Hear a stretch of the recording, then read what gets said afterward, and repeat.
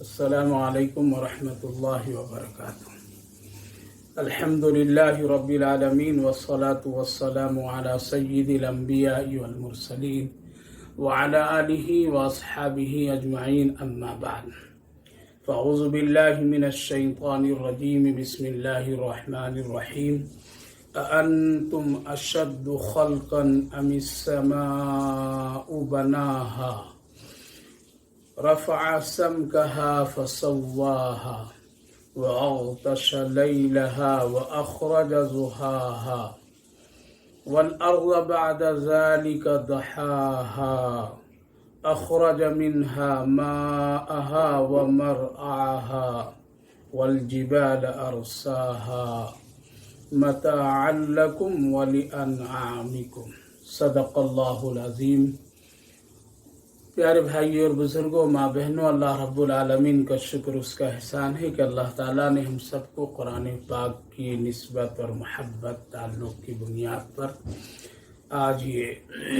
سورہ نازعات کے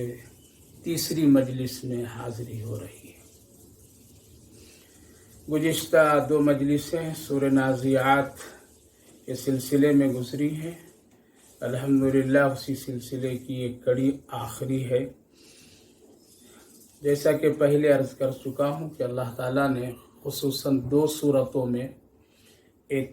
سورہ نبا اور اس کے بعد اس صورت میں، قیامت کے منکرین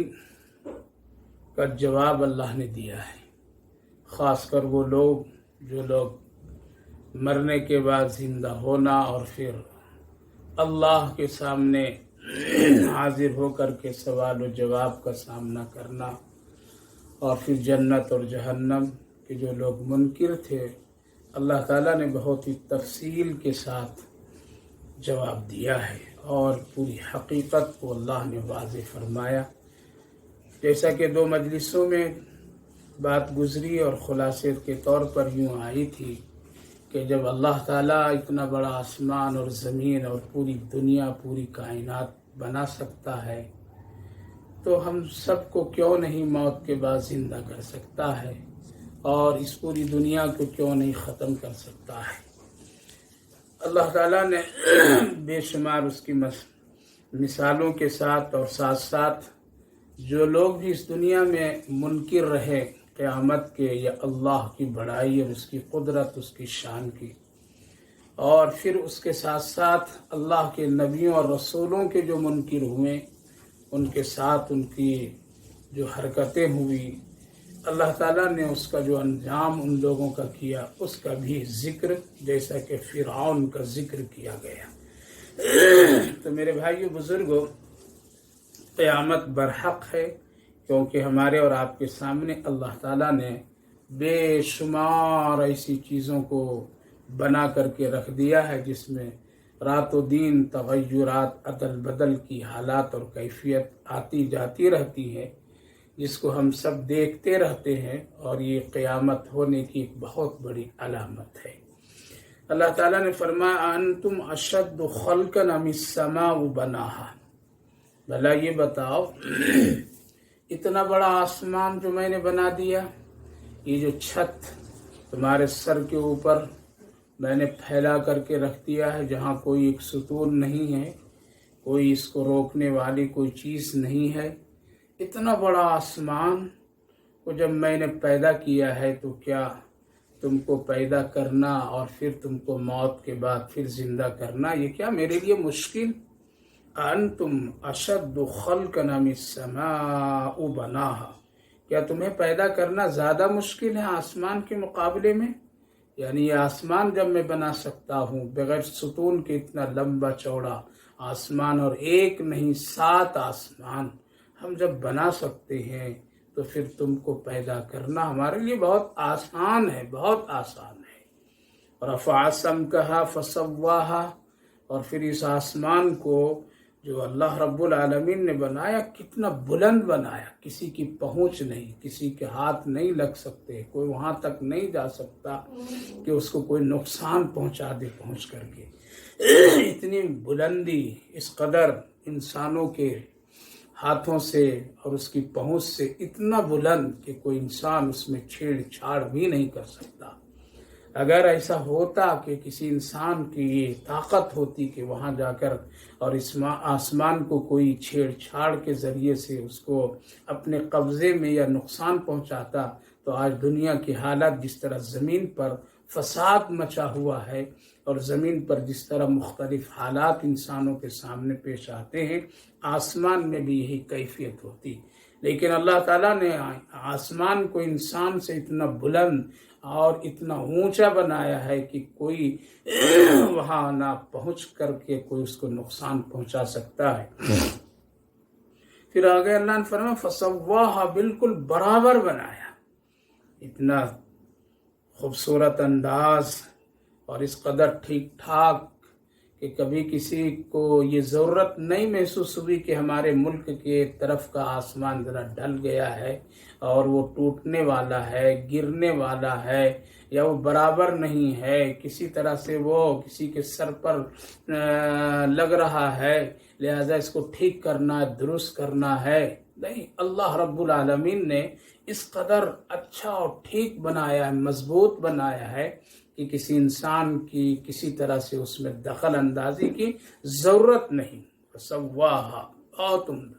وَأَغْطَشَ لَيْلَهَا وَأَخْرَجَ ضُحَاهَا، اس کے ساتھ ساتھ اللہ نے یوں فرمایا کہ دیکھو رات میں اندھیریاں یہ کون ہے، کہاں سے آ رہی ہے، کیسے آ رہی ہے، اور پھر اسی سے اجالا، دین کی خوبصورت روشنی، یہ سب کیا ہے؟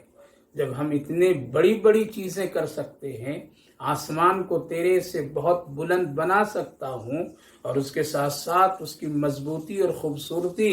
اور اس کی بلندی اتنی مضبوط ہو سکتی ہے اور کر سکتا ہوں، اس کے ساتھ ساتھ رات کے اندھیریوں کو لانا اور پھر دین کے اجالوں کو اجالا دینا، یہ سب جب میں کر سکتا ہوں، اے انسان تم کو میں کیوں نہیں زندہ کر سکتا ہوں؟ کیوں تم کو پیدا کرنے میں میرے لیے پھر کوئی مشکل نہیں۔ وَالْأَرْضَ بَعْدَ ذَلِكَ دَحَاهَا، اور پھر زمین کو اللہ رب العالمین نے بچھونے کی شکل میں بنا دیا، بچھا دیا، اور اتنی بڑی مضبوط ہموار زمین جس پر آج انسان اپنی ساری ضروریات کو پوری کرتا ہے، یہ کون بنایا؟ یہ کیا آسان کام ہے؟ یا اس کا بنانے والا کوئی طاقت والا نہیں ہے کہ ہلکا پھلکا ہے وہ؟ میرے بھائیو بزرگو، اللہ تعالیٰ نے ان چیزوں کی مثالیں اس لیے بار بار قرآن کریم میں اللہ دیتا ہے،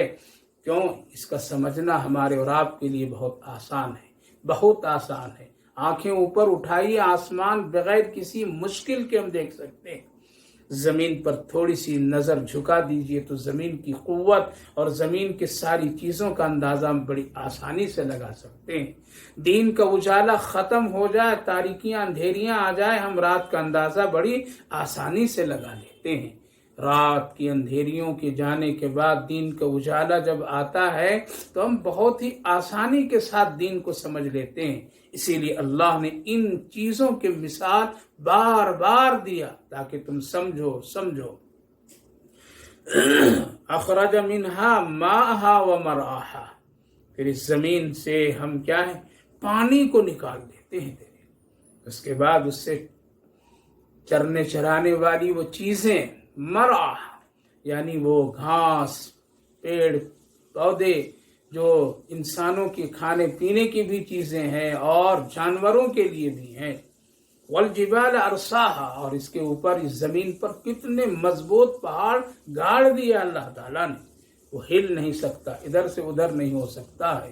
اور وہ اپنے مرضی سے ادھر سے ادھر تغیر نہیں کر سکتا ہے۔ متاعا لکم ولانعامکم، اللہ نے فرمایا اے انسانوں، یہ ساری چیزیں جتنی بھی ہے زمین سے جو کچھ بھی پیدا ہو رہی، جو کچھ تم کھا پی رہے ہو اور جو کچھ اس سے نکلتی ہے، یا آسمان سے جو بارش اترتا ہے اور جو کچھ تم دنیا میں اپنی آنکھوں سے دیکھ رہے ہو، متاعا لکم ولانعامکم، یہ ایک تمہاری زندگی گزارنے کا ایک سامان ہے اور جانوروں کی زندگی اور ضروریات پوری کرنے کی چیزیں، اس کے سوا اور کچھ بھی نہیں۔ متاعا لکم، اللہ نے فرمایا بس ایک زندگی گزارنے کی سامان تم کو دے رکھا ہوں، بس گزار کر کے آ جاؤ، پھر تم کو پتہ چلے گا اور تمہیں پھر حقیقت سمجھ میں آئے گی۔ اس لیے متاع اللہ نے فرمایا۔ معلوم ہونا چاہیے متاع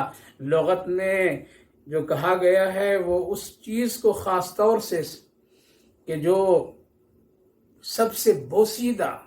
اور پہلے دور اور زمانے میں جن کپڑوں کے ذریعے سے برتن کو صاف کیا جاتا تھا اور جن چیزوں کے ذریعے سے کوئی گندی چیزوں کو صاف کر کے جن کپڑوں چتھیڑوں کو باہر پھینک دیا جاتا تھا، اس کو متاع میں شامل کیے لوگ۔ اس کا ایک بہت ہی عجیب و غریب واقعہ ہے کہ صاحب لغت جب ایک متاع کی تحقیق کے لیے جب نکلے اور معلوم کرنا چاہیں کہ عرف میں لوگوں میں بات چیت میں متاع کہاں کہاں استعمال ہوتا ہے، تو جب ایک صاحب متاع کا معنی تحقیق کے لیے جب نکلے تو ایک دیہات ایک قریے سے گزر رہے تھے، تو ایک بچی آواز دیتی اپنی ماں کو، جاء الکلب وذهب المتاع یا امی، اے ماں کتا آیا اور متاع لے کر کے بھاگ گیا، چلا گیا۔ وہ رک گیا، یہ آواز سن کر کے رک جاتے، دیکھتے متاع کہاں استعمال ہوا۔ علماء کرام لکھتے ہیں کہ متاع کا استعمال کہاں ہو رہا ہے، اس کی رک جانے کے بعد وہ تحقیق کرتے ہیں تو پتہ یہ چلا کہ وہ بچی برتن صاف کر رہی تھی گھر سے باہر، اور وہ کپڑا جس سے برتنوں کو صاف کر رہی تھی صاف کرنے کے بعد رکھی تھی کہ کتا آیا، چونکہ اس میں کچھ کھانے پینے کی مہک بو ہوتی ہے جس کی وجہ سے کتا جھٹ سے اس کو لیا اور لے کر کے بھاگا، تو بچی چلانے لگی، اے امی کتا آیا اور متاع کو لے کے چلا گیا۔ وہاں رک کر کے انہوں نے کہا سب سے بہترین معنی اللہ کے نزدیک دنیا کی ساری چیزیں بس اتنا ہی ہے، اس کی حقیقت یہ ہے کہ جس طرح تم اپنی ضرورت کو پوری کر کے باہر رکھ دو اور کوئی پرندہ درندہ کوئی چیز آئے اور اس کو ختم کر دے لے جائے، بس اس کو متاع کہتے ہیں۔ میرے بھائیو بزرگوں، دنیا کی حقیقت رب کریم رب رحیم کے سامنے اتنی ہے، اور ہم سب کی ضرورت کے لیے صرف اللہ نے دیا ہے، نہ کہ اس میں اتنا دل لگا دو۔ اللہ فرمائے متاعا لکم ولانعامکم فاذا جاءت الطامۃ الکبریٰ، ہاں پھر جب ایک اچانک جب وہ قیامت برپا ہوگی، بڑی چیز جب آئے گی، ہنگامے کی حالت ہوگی، یوم یتذکر الانسان ما سعی، اس وقت انسانوں کو ساری چیزیں یاد آنے لگے گی، یاد آ جائے گی جو اس نے کوشش کر کے کمایا، یعنی نیکی اور بدی، نیک اور اچھے اعمال برے اعمال سب اس کو یاد آ جائیں گے۔ وہ کون سے دن؟ قیامت کے دن، یوم یتذکر الانسان ما سعی، جو کوشش ہم کیے ہوں گے اس دنیا میں نیکی کے لیے، نیک عمل کے لیے، وہ سب سامنے آ جائیں۔ اسی طرح سے وہ ساری باتیں ہمارے اور آپ کے سامنے آ جائیں گی کہ جو ہم اس دنیا میں رہ کر کے گناہ کا عمل کیے ہوں گے، اور گناہ کے سلسلے میں جو کوششیں ہمارا آپ کیے ہوں گے، وہ ساری باتیں آ جائے گی۔ اسی لیے اللہ نے بہت ہی خوبصورت جملے فرمایا، یوم یتذکر الانسان ما سعی۔ آج ہم یہ سمجھتے ہیں گناہ کر کے ہم بھول گئے، ہم جس کے ساتھ میں گناہ کا عمل کیے وہ سب ختم ہو گیا، جوانی میں کیا تھا بڑھاپا آ گیا، اب اس کا کوئی مطلب نہیں،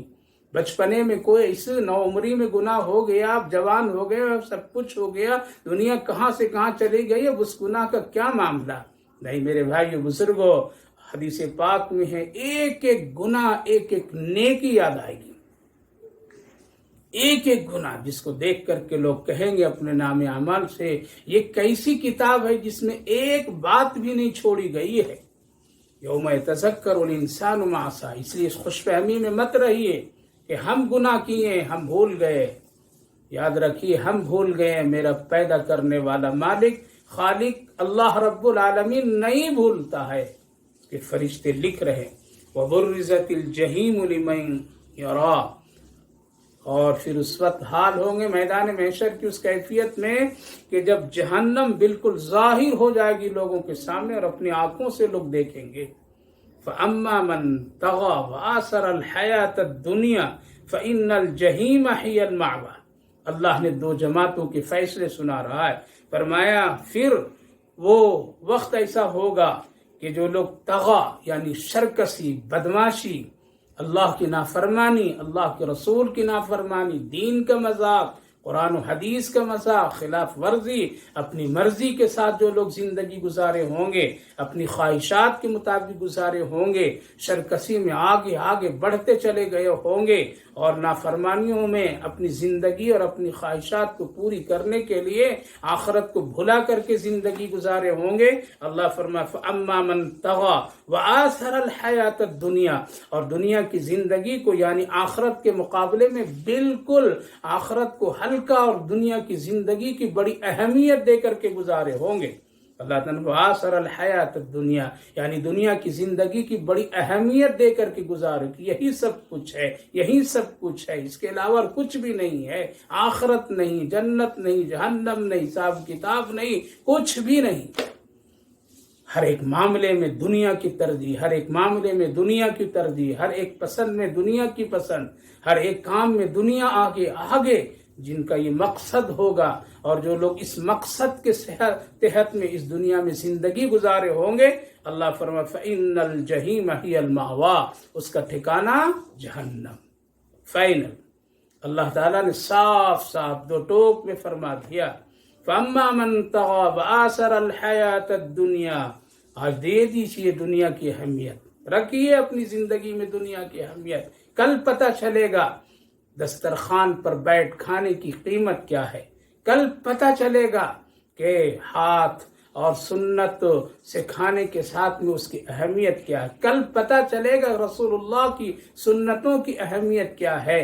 کل پتہ چلے گا یہ اذان، نماز، یہ داڑھی اور یہ اسلامی شریعتیں، مسائل، یہ ساری چیزوں کی کیا اہمیت ہے، یہ قرآن، حافظ قرآن اور یہ دین کی خدمتیں کی کیا اہمیت ہے، بوریوں پر بیٹھ کر کے دین کی خدمت کرنے والوں کا کیا مقام ہے، اور وہ لوگ جو لوگ ہواؤں فضاؤں میں اڑنے والے، وہ لوگ جو ہواؤں فضاؤں کے مقصد کے صحت میں دنیا بنانے والے، جو لوگ آخرت پر ترجیح دیے، نماز چھوڑیں، روزہ چھوڑیں، سب کچھ بھلا دیے، ان کے کیا حال اللہ صاف فرما اس کا ٹھکانہ فَإِنَّ الْجَحِيمَ هِيَ الْمَأْوَىٰ۔ آگے اللہ نے فرمایا وَأَمَّا مَنْ خَافَ مَقَامَ رَبِّهِ وَنَهَى النَّفْسَ عَنِ الْهَوَىٰ فَإِنَّ الْجَنَّةَ هِيَ الْمَأْوَىٰ، اور وہ جو اپنے رب کے سامنے کھڑے ہونے سے ڈر کر کے زندگی گزارے کہ کل مجھے مرنا ہے، اللہ کے سامنے کھڑا ہونا ہے، میرے ایک ایک پائی کی حساب مجھے دینا ہے، میرا رب مجھ سے لے گا، ہم کو وہاں اس کا سامنا کرنا پڑے گا، ہر ایک زندگی کے لمحے میں پوری طریقے سے اللہ کی فرما برداری اور اس دین سے خوف کھا کر کے وہ اپنی زندگی گزارا ہوگا۔ وَنَهَى النَّفْسَ عَنِ الْهَوَىٰ، اور اپنی خواہشات، اپنے نفس خواہشات کو روکا ہوگا، صبر کیا ہوگا، گناہوں میں نہ پڑا ہوگا، اپنے نفس کی خواہش کو پوری کرنے کے لیے اللہ کے رسول کی نافرمانیاں نہیں کیا ہوگا، بلکہ اس کو ترک کیا ہوگا، خواہشات کو چھوڑ دیا ہوگا، اللہ کے رسول کی مرضی پر زندگی گزارنے کے لیے وہ قربانیاں بڑی سی بڑی دے رہا ہوگا، صبر شکر کے ساتھ زندگی گزارتا ہو، لیکن نافرمانی نہیں کرتا۔ کیوں؟ وہ ڈرتا ہے ایک دن مجھے اپنے رب کے سامنے کھڑا ہونا ہے، مجھے قبر میں سوال و جواب کا سامنا کرنا ہے، میدان محشر میں میرے حساب و کتاب عدالت خداوندی میں پہنچنا ہے، جنت اور جہنم پل صراط کا سامنا کرنا پڑے گا، اور پھر اللہ کے سامنے مجھے کھڑے ہو کر کے ایک ایک زندگی کے سانس کا حساب دینا ہوگا۔ اس کے لیے ڈرتا ہے اور اپنے خواہشات نفس پر کنٹرول رکھتا ہے۔ اللہ فرمائے فَإِنَّ الْجَنَّةَ هِيَ الْمَأْوَىٰ، ایسے شخص کا اور ایسے عمل کرنے والے کا ٹھکانہ جنت دونوں کو اللہ نے بیان فرما دیا، جہنم کا ٹھکانہ، جنت کا ٹھکانہ، جہنم کن لوگوں کے لیے، جنت کن لوگوں کے لیے۔ یہاں نفس ایک ایسی چیز ہے جہاں سے انسان بہت ساری چیزوں میں، گناہوں میں پڑ جاتا ہے۔ جیسا کہ میں نفس کے سلسلے میں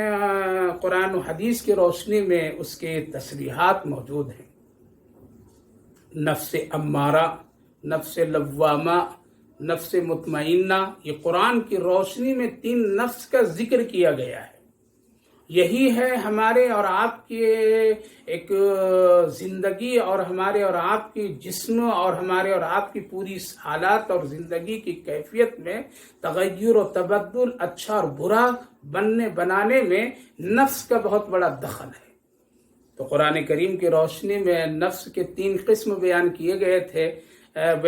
گئے ہیں اور موجود ہے آیت کریمہ نفس امارہ وما ابرئ النفس ان النفس لامارۃ بالسوء، اسی طرح سے نفس لوامہ، نفس مطمئنہ، اس کی پوری تشریحات میں نے رمضان المبارک کی تفسیر کی مجلس میں سورہ قیامہ میں بڑی تفصیل کے ساتھ ذکر کیا ہوں۔ آپ بھائیوں، بزرگوں، ماں بہنوں سے میں گزارش کرتا ہوں کہ اس تقسیم اور ان تینوں قسموں کی تفصیلات سورہ قیامہ کی تفسیر کی مجلس میں جو باتیں گزری ہے وہاں سنیں تو انشاءاللہ بہت نفع اور ہم سب کے لیے بڑی مفید باتیں معلوم ہوگی۔ تو نفس کی یہ جو 3 قسمیں ہیں، امارہ، لوامہ، مطمئنہ، اس کی ایک بڑی حقیقت ہے۔ نفس امارہ ہمیشہ جس کا تذکرہ نفس ہے کہ گناہوں کی طرف وہ کھینچتا رہتا ہے اور گناہوں میں اتنا مبتلا کراتا ہے۔ نفس یہ گناہ کو اتنا خوبصورت بنا کر کے انسان کے سامنے پیش کرتا ہے کہ وہ اچھا سمجھ کر کے اس کو کرنے لگتا ہے، لیکن جب وہ اللہ سے ڈرتا ہے، اللہ رب العالمین سے وہ خوف کرتا ہے کہ ہم کو ایک دن کھڑا ہونا ہے، تو جب اس کو نفس گناہوں کی طرف کھینچتا ہے تو اس میں اللہ رب العالمین اس خوبی کی بنیاد پر اس میں ایک نفس لوامہ کی کیفیت پیدا فرماتا ہے کہ وہ گناہ کر تو لیتا ہے لیکن لوامہ اس کو ملامت کرتا رہتا ہے، کیوں کیا۔ پھر اس کے بعد اللہ کی شان کہ اس کو اللہ اپنی جانب سے رحمتوں سے مطمئنہ عطا فرماتا ہے، پھر وہ گناہ کی طرف جاتا ہی نہیں ہے۔ تو یہ 3 قسم کے نفس ہیں، ہم کو اور آپ کو ڈھونڈنا پڑے گا۔ اس نفس کی چالاکی اور نفس کی خواہشات سے ہم کیسے بچ سکتے ہیں اور یہ نفس کہاں حملہ کرتا ہے؟ علماء مفسرین نے بہت ساری تفصیلات ذکر فرمائے ہیں۔ ان تمام چیزوں کے خلاصے میں آپ کے سامنے صرف 3 جگہ بتاتا ہوں جہاں نفس بہت ہی طاقت لگاتا ہے۔ پہلا کام تو یہ ہے، پہلی جگہ تو یہ ہے، پہلا معاملہ یہ ہے کہ نفس سب سے پہلے ایک مومن مسلمان کے عقیدے پر حملہ کرتا ہے، کیونکہ ایمان ایک ایسی چیز، عقیدہ ایک ایسی چیز ہے، یعنی توحید، ایمان، عقیدہ ایک ایسی چیز ہے کہ اس کے بغیر کوئی آدمی جنت جا ہی نہیں سکتا ہے۔ لہذا نفس پہلے وہ حملہ کرتا ہے عقیدے پر کہ ایک انسان جو توحید کے عقیدے کے ساتھ کلمہ پڑھا ہے، لا الہ الا اللہ محمد الرسول اللہ کا جو اقرار کیا ہے کہ اللہ کے سوا کوئی نہیں، اس پر نفس بہت حملہ کرتا ہے اور اس قدر اس پر حملے میں طاقت استعمال کرتا ہے نفس کے، دیکھتے دیکھتے اس کو شرک گناہ میں مبتلا کر دیتا ہے، توحید سے ہٹا دیتا ہے، مشرک تک بنا دیتا ہے، کفر کے دہانے پر کھڑا کر دیتا ہے۔ اور پھر جو آدمی مشرک بن جائے، جو آدمی شرک کا عمل کر لے، جو توحید سے ہٹ جائے، تو یاد رکھیے پھر تو اس کا ٹھکانہ جہنم ہے۔ لہذا نفس بہت ہی طاقت اور بہت ہی کوشش کرتا ہے کہ ایک مسلمان جس کا ایمان توحید پر ہے، اس کو توحید کی سیڑھیوں سے نیچے گرا کر کے شرک کے دلدل میں ہم ڈال دیں۔ آج مسلمانوں کا ایک بڑا طبقہ اس میں مبتلا ہے، مسلمانوں کا ایک بڑا طبقہ اس وقت میں اس میں مبتلا ہے، اچھے لوگ مبتلا ہیں اور نفس اس کو دھوکہ دے دیتا ہے۔ چھوٹی سی کوئی پریشانی آ جائے، ہمارا عقیدہ اللہ سے ہٹ جاتا ہے، چھوٹی سی کوئی بیماری آ جائے، ہمارا عقیدہ اللہ سے ہٹ جاتا ہے، غیر اللہ کی طرف چلا جاتا ہے،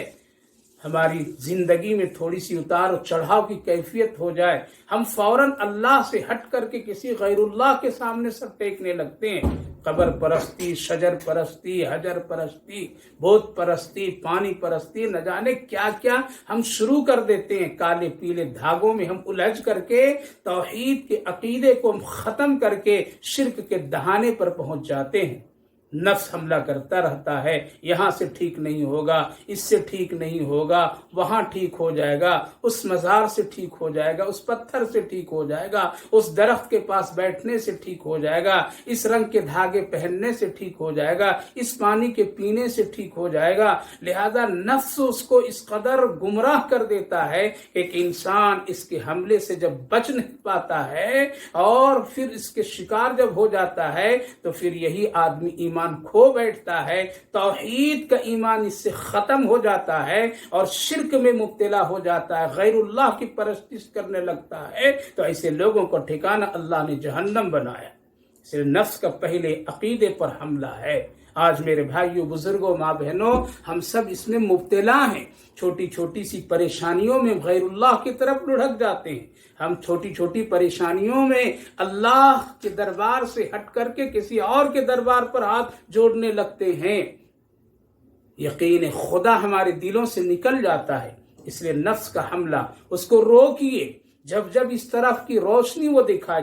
جب اس طرح کے حالات ہمارے خیالات میں پیدا کرے کہ یہاں ٹھیک ہوگا، وہاں ٹھیک ہوگا، اس طرح ہوگا، ایسے موقع پر اپنی توحید کی رسی کو مضبوط پکڑیے کہ جو کچھ ہے نفع نقصان کا مالک لا الہ الا اللہ، اللہ کے سوا کوئی نہیں ہے۔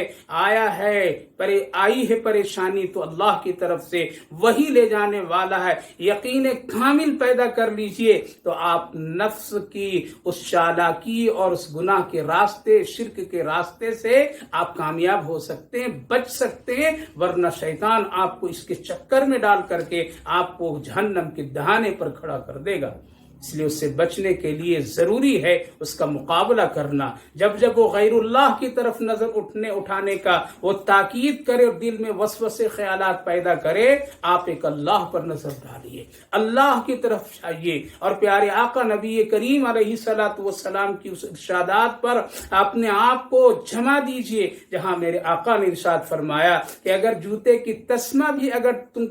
تمہارے لیے ضرورت ہو اور تم حاصل کرنا چاہو تو تم اللہ ہی سے سوال کرو، کسی غیر اللہ سے نہ کرو۔ تو نفس کا حملہ پہلا عقیدے پر بچنا ضروری ہے، نہیں تو بہت مشکل۔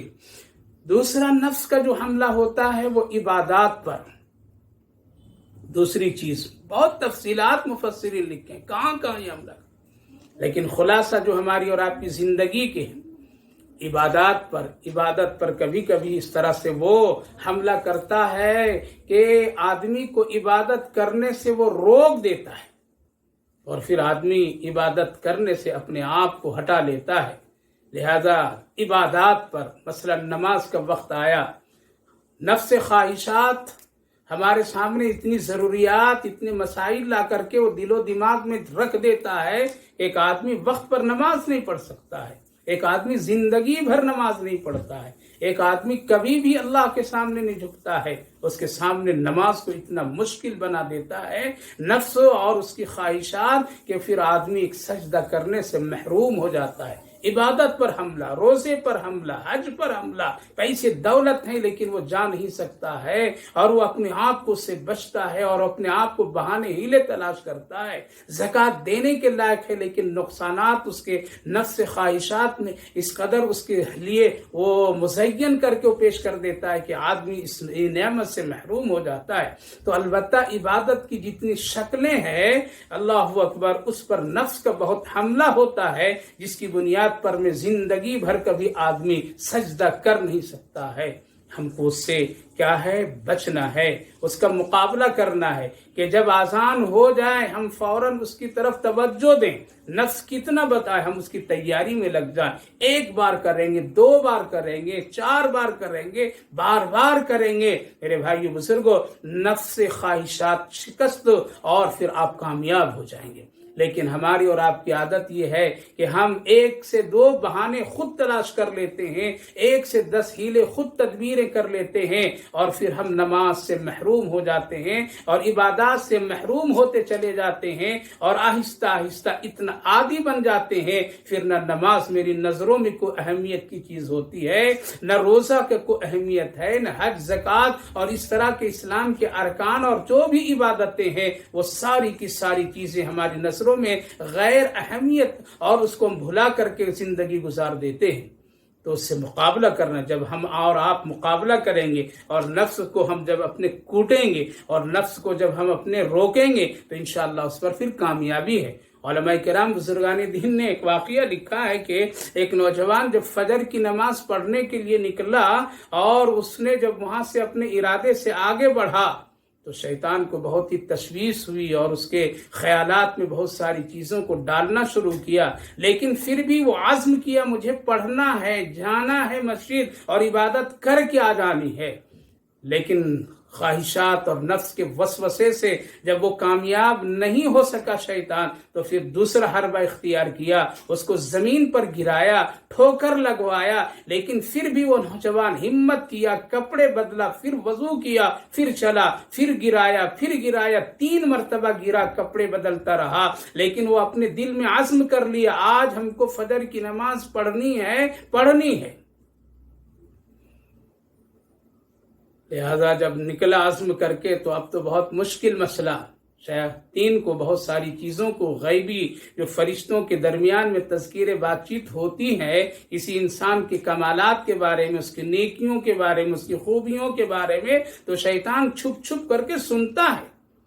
علماء کرام نے لکھا ہے کہ شیطان کو یہ بات معلوم ہوئی کہ اس نوجوان نے 3 مرتبہ جو کوششیں کی، پہلی کوشش میں اس کے لیے اللہ رب العالمین نے مغفرت کا فیصلہ کیا، دوسری کوشش پر اللہ رب العالمین نے اس کے ماں باپ کی مغفرت کے فیصلے کیے، تیسرا عزم حوصلہ کر کے گیا اور اس کی مغفرت خاندان والوں کے لیے بھی کر دیا. جب اور آگے بڑھا تو حالات یہ آئے کہ چراغ روشنی لے کر کے شیطان کھڑا ہے اور نوجوان کو اب اندھیرے راستے میں بتاتا ہے چلو آپ مسجد تک میں آپ کو پہنچا دیتا ہوں. وہ نوجوان یہ سمجھا کہ شاید یہ بھی نمازی ہے، روشنی دکھا رہا ہے، اندھیرے راستے بتا رہا ہے، لہذا مسجد تک کے شیطان اس کو لے جاتا ہے، دروازے تک کے پہنچاتا ہے اور پہنچانے کے بعد اندر وہ جاتا ہے اور یہ پیچھے ہو کر کے واپس ہو جاتا ہے. واپسی میں پھر ملتا ہے اور گھر تک کے نوجوان کو پہنچاتا ہے. نوجوان نے پوچھا بھائی آپ نماز نہیں پڑھے، ہم کو پڑھا دیں، آخر یہ ماجرا کیا ہے؟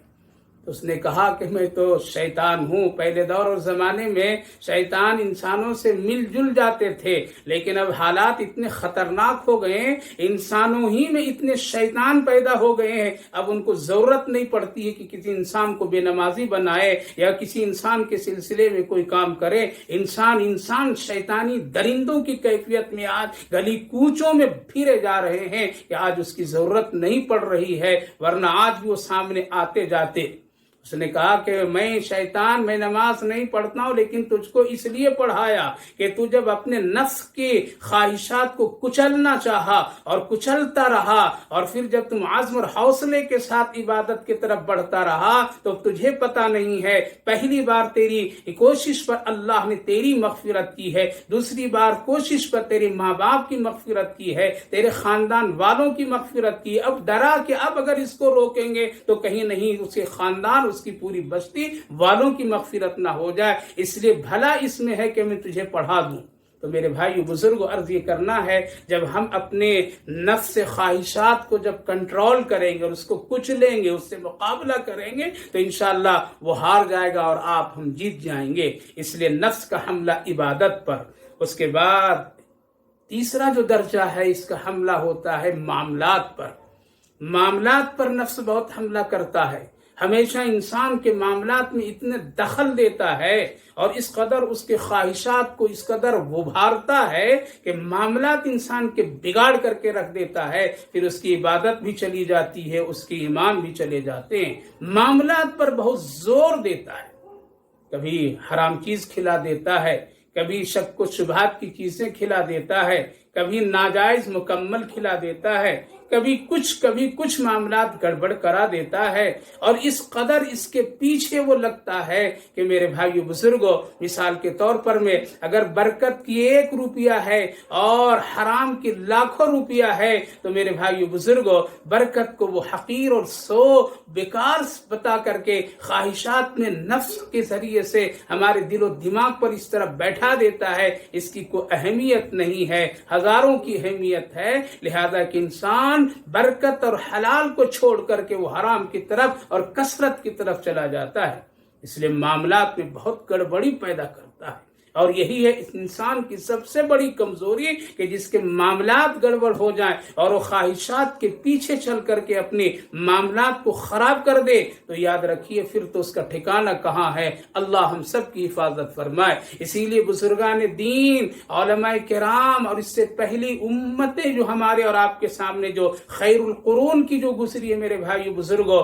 وہ اپنے ان معاملات میں اس قدر چوکنا رہتے تھے اور اپنی خواہشات کو اس قدر روکتے تھے جس کو اللہ نے یہاں فرمایا وَنَهَا النَّفْسَ عَنِ الْهَوَىٰ، ہوا یعنی وہ خواہشات جو بری خواہشات ہیں، جو گناہ کی طرف مائل کرنے والی چیزیں ہیں، اس کو دفع اور روکنے کی کوششیں کر کے وہ جنت کے راستے پر چلنا چاہتا ہے۔ اللہ اس کو جنت میں ٹھکانہ دے گا، اسی لیے پھونک کر کے قدم رکھتے تھے۔ ہمارے اکابر و اسلاف بزرگان دین تو میرے بھائی بزرگوں وہ حرام مکمل جان لے، پھر اس کا لینا دیکھنا تو بڑی دور کی بات ہے۔ اگر شبہات بھی اگر پیدا ہو جائے اور ان کو معلوم ہو جائے کہ یہ چیز حلال ہے یا نہیں ہے، اس پر بھی اپنی زندگی کو وہ روک دیتے تھے، برسوں وہ روکے رکھتے تھے جب تک کہ معاملہ صاف ستھرا نہ ہو جائے۔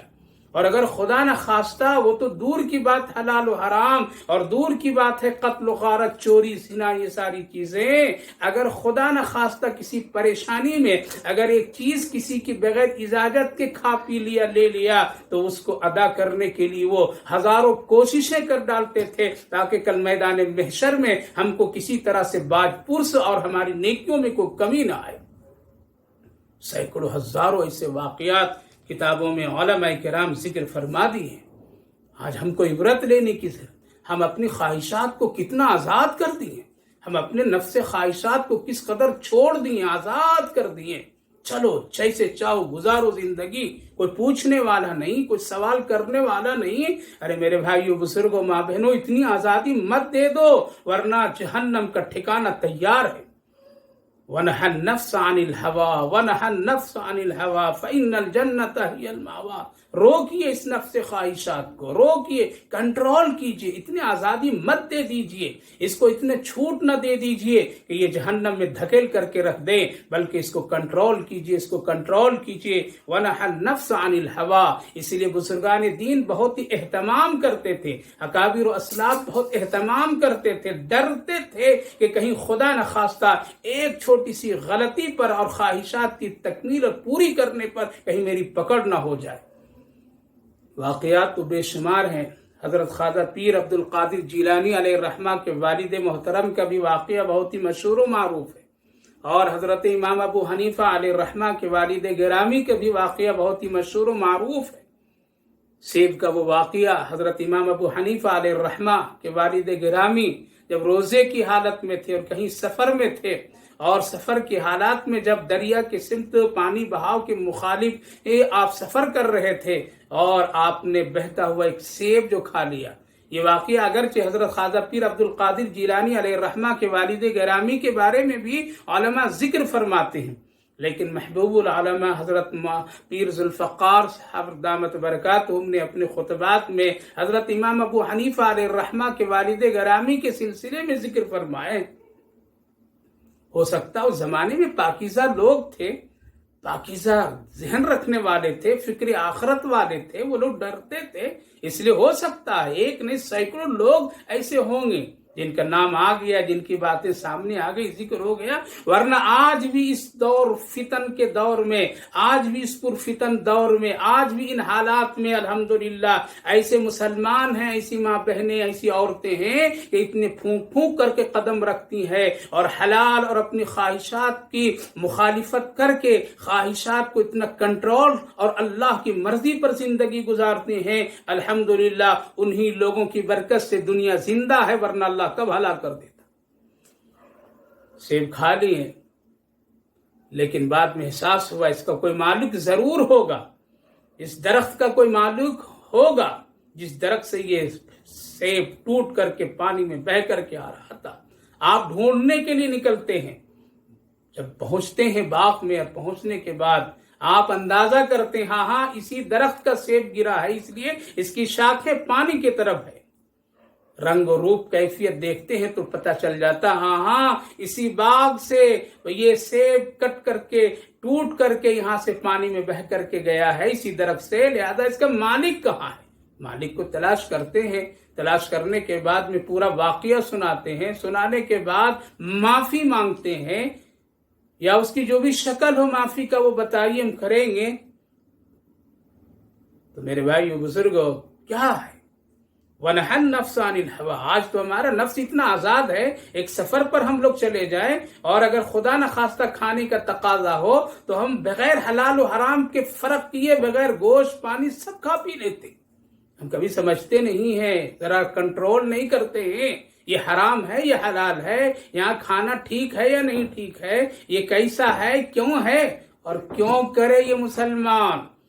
कैसे करे ये मुसलमान जिनकी जिंदगी में धोखा, फरेब, डका और एक दूसरे के माल हड़पना, एक दूसरे के माल पर जिसकी नजर हो और जायज नाजायज किए बगैर बनने बनाने के जिनकी ख्वाहिशात हो, वो कौन सफर में और कौन दूसरी जगह छोटे से खाने पीने में हलाल और हराम की फर्क करेगा। हम सब मुसलमानों की तो कैफियत ऐसी है कि हराम पैसा लेकर के हम लोग ढूंढते हैं, हलाल गोश्त कहाँ मिले। मेरे भाइयों बुजुर्गों, नफ्स को रोकिए रोकिए, वरना ये जहन्नम की आग ही फिर रोकेगी, कब्र की मिट्टी ही रोकेगी। इसलिए रोकिए रोकिए इसको इतना आजाद मत छोड़िए, इसको मुकाबला कीजिए। मजदूरी करने के लिए तैयार हो गए एक बहता हुआ सेब खाने पर, ताकि तुम माफ कर दो मुझे। कल क़यामत के दिन हमें रुसवाई ना हो, अल्लाह के सामने खड़ा होकर के जवाब देना ना पड़े। कितने साल तक के उनको मजदूरी करनी पड़ी, फिर भी मालिक टलाता रहा, अब माफ करूंगा। और माफी की वहां जाकर के कड़ी रुकती है। ये कहते हैं मालिक बाग वाला कि अब तेरी माफी इसमें है कि हमारी बेटी से तू निकाह कर ले। अलगर्द निकाह करने पर भी तैयार होकर के माफी चाहते हैं ताकि तू माफ कर दे। हम ये भी तैयार हैं। उसकी फिर वो कैफियत, वो सारे मसाइल बताएंगे, मेरी बेटी ऐसी है वैसी है, लेकिन फिर भी तैयार हो गए ताकि एक सेब का सवाल कल क़यामत के दिन मुझे जवाब न देना पड़े और अल्लाह के सामने मुझे रुसवाई कल मैदान महशर में न हो। वनहन नफ्स अनिल हवा। आज तो जो लोग जहेजों से अपने घर को भर लेंगे शादी ब्याह के नाम पर और जिसके खातिर हजारों गुनाह करने के लिए तैयार हो जाएंगे, कल वो जवाब वो खड़े रहे। वनहन नफ्स अनिल हवा। तभी तो ऐसे लोगों के घर से हजरत इमाम अबू हनीफा अलैहिर्रहमा जैसी शख्सियत पैदा होती है। ऐसे ही लोगों के घर घराने से और ऐसी बेटियों के और ऐसी औरत के बतन से हजरत पीर ख्वाजा अब्दुल कादिर जिलानी सरताजुल औलिया पैदा होते, क्यों ना हो, जिनके मामलात ऐसे हो। व अम्मा मन खाफ मकाम रब्बी वनहन नफ्स अनिल हवा। अपनी ख्वाहिशात को नाजायज चीजों से, नाजायज तरीकों से, नाजायज कमाई से, नाजायज हमलों से मत उसकी पूरी कीजिए। कफन पहनना है, बगैर किसी बिस्तर के कब्र की मिट्टियों में रलमल होना है, इसलिए इतनी ख्वाहिशात के पीछे मत पड़ जाइए। हलाल और हराम को फर्क कीजिए, अल्लाह और अल्लाह के रसूल की इताअत और फरमाबरदारी कीजिए। जब ख्वाहिशात नफ्स हमको गुनाहों की तरफ लगाए, हम उसका मुकाबला करें और हम नेकी के लिए फौरन तैयार हो। जब ये नमाज से रोके, आप उठ जाइए, वजू कीजिए, चलिए, मुसल्ला डालिए, फिर पढ़िए, फिर कसम खुदा की आप बहादुर होंगे और अल्लाह के नजदीक आपका मकाम होगा। नफ्स इसी तरह टूटता जाएगा, कमजोर होता जाएगा, फिर यही नफ्स लव्वामा बनेगा और फिर यही नफ्स को अल्लाह मुतमइन्ना बना देगा। वनहन नफ्स अनिल हवा फ़इन्नल जन्नत हियल मअवा। ऐसे लोगों के ठिकाना जो अपने नफ्स पर कंट्रोल करते हैं और अल्लाह के सामने खड़े होने के सिलसिले में डरते हैं और फूंक फूंक करके कदम रखते हैं, दुनिया की जिंदगी को आखिरत पर तरजीह नहीं देते हैं, बल्कि दुनिया की जिंदगी को एक मामूली मुसाफिराना जिंदगी समझ करके, जरूरत चीज की समझ करके उसको इस्तेमाल करते हैं और हमेशा आखिरत पर नजर होती है, उसका ठिकाना अल्लाह ने फ़इन्नल الجنۃ ہی المأوی یسألونک عن الساعۃ ایان مرساہا۔ آپ سے لوگ قیامت کے سلسلے میں، اس کے قائم ہونے کے سلسلے میں لوگ سوال کرتے، پوچھتے ہیں، حالانکہ یہ پوچھنا آپ کا اور بتانا کوئی کام نہیں۔ فیما انت من ذکرہا، اس میں آپ کے سلسلے میں کوئی بات نہیں، یہ آپ کا کام نہیں، آپ کا یہ بات نہیں کہ آپ بتائیں۔ کیوں؟ قیامت کا علم اللہ نے کسی کو نہیں دیا۔ ان الی ربک منتہاہا، قیامت کی جتنی شکلیں ہو سکتی ہے وہ ساری چیزوں کا علم اللہ کے پاس ہے، کسی اور کے پاس نہیں ہے۔ نبی کریم علیہ الصلوۃ والسلام نے بھی اس سے اپنے آپ کو بچایا اور بتایا، ہم کو نہیں ہے معلوم، ہاں انہی چیزوں کے علم ہے جو اللہ نے قیامت کے سلسلے میں مجھے بتایا اور بتانے کا حکم دیا۔ انما انت منذر من یخشاہا، بس آپ ڈرائیے ایسے لوگوں کے جو ڈرتے ہو، جن کے اندر میں یہ جذبہ ہو، جن کو آخرت کی فکر ہو، جن کو وہاں کے معاملات سے خوف ہو، آپ ڈرائیے۔ نصیحت جو پکڑنا چاہتا ہو، نصیحت جو حاصل کرنا چاہتا ہو، جس کے دل میں یہ داعیہ ہو، جس کے اندر میں یہ ساری چیزیں ہیں، ان کو ڈرائیے۔ کأنہم یوم یرونہا لم یلبسوا الا عشیۃ او ضحاہا، ہاں ایک دن اس دن دیکھ لیں گے، لم یلبسوا الا عشیۃ او ضحاہا، اور پھر قیامت کی جو کیفیت اور حالات جب آئیں گے ان کے سامنے تو پھر اس وقت پتہ چلے گا، آپس میں لوگ کہیں گے کتنا دن رہا، کیا ہوا، اللہ اکبر۔ فلم یلبسوا الا عشیۃ او ضحاہا، ارے دنیا کی زندگی لگ رہا ہے بس ایک دن یا آدھا دن، اس سے زیادہ رہا ہی نہیں، شام یا ایک صبح، اس سے زیادہ اور گزری نہیں ہے، کتنی مختصر سی۔ کیوں؟ وہاں کی جو حالات اور کیفیت۔ اس لیے میرے بھائیو بزرگوں، یہ ساری چیزیں قیامت ہوگی، اس میں کوئی شک نہیں ہے۔ انسان کو زندہ ہونا ہے، اپنے رب کے سامنے کھڑا ہونا ہے، یہ بالکل طے ہے قرآن کریم کی آیت کریمہ کی روشنی میں۔ میں نے عرض کیا کہ نفس